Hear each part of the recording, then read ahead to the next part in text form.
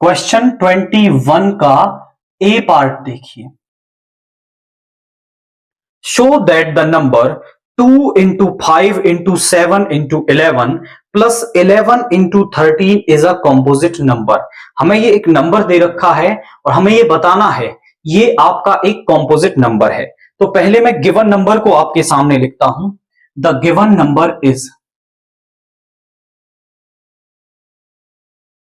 वो हमारे पास है that is 2 into 5 into 7 into 11, बीच में है प्लस 11 इंटू 13।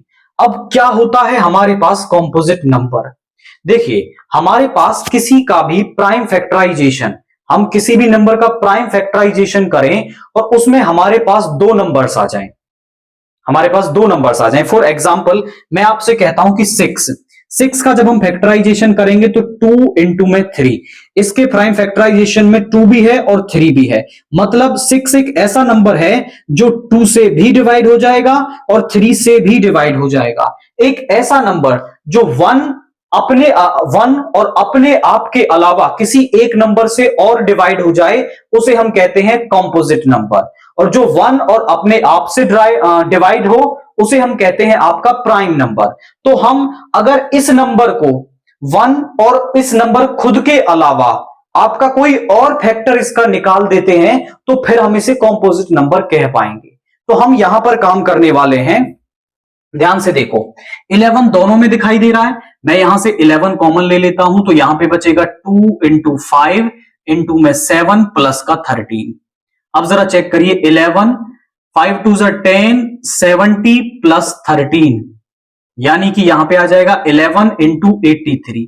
ये नंबर जो भी हो, हमें इससे कोई मतलब नहीं है कि ये नंबर क्या है।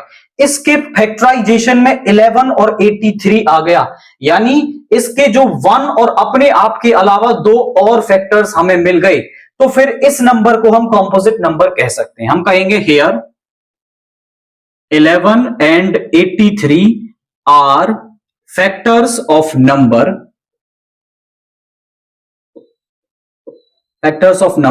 other than 1 and itself। 1 और इस खुद के अलावा आपके पास क्या है, इसके दो फैक्टर्स आ गए हैं, तो हम कह सकते हैं so the given number is composite. तो जो हमारा गिवन नंबर है वो क्या हो जाएगा, वो कॉम्पोजिट हो जाएगा। सारा काम जो है वो हमें इसीलिए करना होता है कि हम 1 और उसके अलावा कम से कम एक निकाल दो। ज्यादा मिलेंगे तो कोई दिक्कत नहीं है, कम से कम एक फैक्टर निकाल के बता दो। और फिर हमने बता दिया कि भाई 11 और 83 1 और खुद उस नंबर के अलावा इसके फैक्टर्स मिल रहे हैं, तो हम इसे एक कॉम्पोजिट नंबर यहां पर कह देंगे।